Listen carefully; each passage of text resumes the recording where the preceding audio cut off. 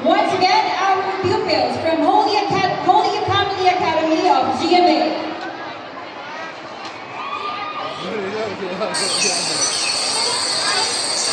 Anak, halika. Punta tayo sa tabing dagat. Tignan natin kung maraming nahuling isda si tatay mo. Sige po, Nay. Sana nga po maraming mahuling isda si tatay. At pag nabenta niya iyon, bibigyan niya ako ng pera at madadagdagan ang naipon ko. O siya, halika na. Medyo makulimlim na. Tawagin mo na din ang kapatid mo si Alexi. Baka matagalan pa tayo. Sige po, Nay. Alexi, halika! Punta na tayo sa tabing dagat, sabi ni Inay. Sige po, ate.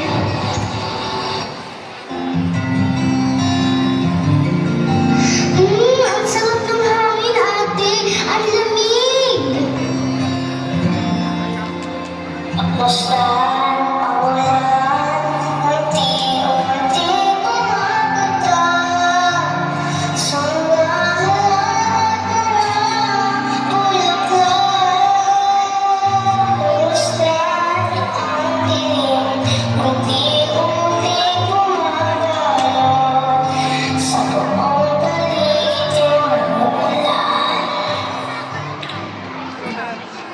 Alexi, halika! Ayun na si tatay, oh! Oh, abay, bakit pa kayo pumunta? Makulimlim na. Patapos na rin ako maglipat ng mga isda dito sa balde nang may benta kinabukasan. Syempre, nag-alala na kami sa'yo. O siya, halika na. Paring Ben, mauna na kami sa'yo. O sige, pare, paalis na din ako. Ingat kayo! Nag-aalala na ako. Kunti lang ang nahuli kong isda.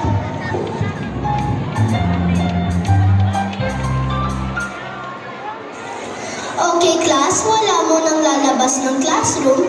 Magme-message lang ako sa mga parents ninyo na sunduin na lang kayo dyan sa labas ng pinto. Teacher! Hay naku, magbabagyo pa ata. Teacher, napanood ko po sa balita kagabi. May bagyo daw po. Yun din po sabi ng mama ko na may bagyo. Kaya po kung may dalang payong. Uy, maglaro muna tayo habang naghihintay tayo ng ating mga sundo. Pwede po ba yung teacher? Oo naman, basta huwag lang kayo lalabas ng classroom. Mukhang malakas ata ang ulan na to.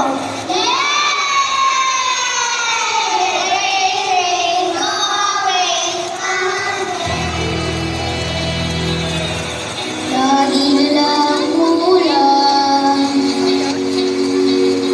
parang walang katapusan. Tulad ng pahirap ko ngayon, parang walang humpay. Teacher, natatagan ako ako. Ako din po. Huwag na kayo matakot. Magdasal na lang tayo. Tama, magdasal na lang tayong lahat.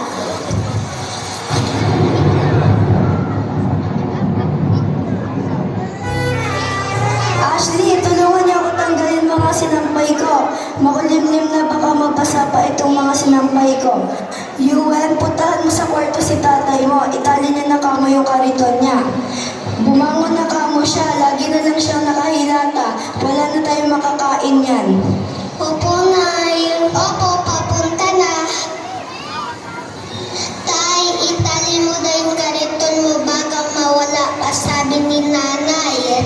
O sige anak, narinig ko yun. Naghahanap naman ah. Paano ako lalakad? Masama panahon. Tatay, ang lakas na po ng ulan. Tatay, natatakot ko na ako sa ganito. Huwag na kayo matakot mga anak. Magdasal tayong lahat. Hindi tayo mapabayaan ng Diyos. Tara na, matulog na tayong lahat.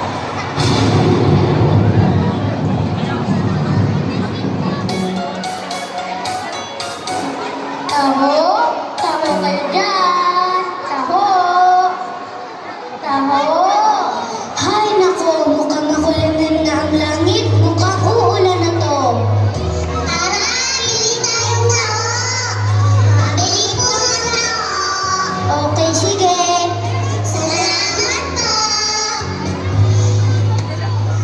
been raining in Manila, hindi ka pa nilalamig. It's been raining in Manila, hindi ka pa nilalamig. Maulan na sa inyo pag bumubuhos dito. Tayo, dito ka lang pala. Kanina ka pa pinapahanap ni nanay sa akin. Umuwi na daw po kayo, sabi ni nanay. O sige anak, baka abutin pa tayo ng ulan. Tay! Tatay! Diyos ko po! Tulungan niyo po kami, tatay! Mga ganitong sitwasyon, huwag tayo mawawalan ng pag-asa. Sadyang ganito ang buhay. Marami talaga ang mga pagsubok. Hindi rin dahilan para mawawalan tayo ng lakas ng loob. Kumapit tayo sa Diyos dahil tanging siya lang ang ating makakapitan. Aayusin ang pananaw sa buhay. Gaano man kasakit ang iyong nararanasan dago, maging positibo pa rin sa pagharap nito.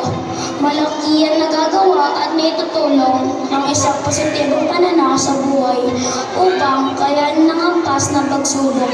Dahil dito ka makakakuha ng lakas at tiwala sa sarili na makakaraos ka mula sa pagdurusa.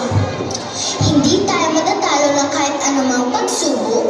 Ang dapat lang natin gawin ay tawagin ang Panginoon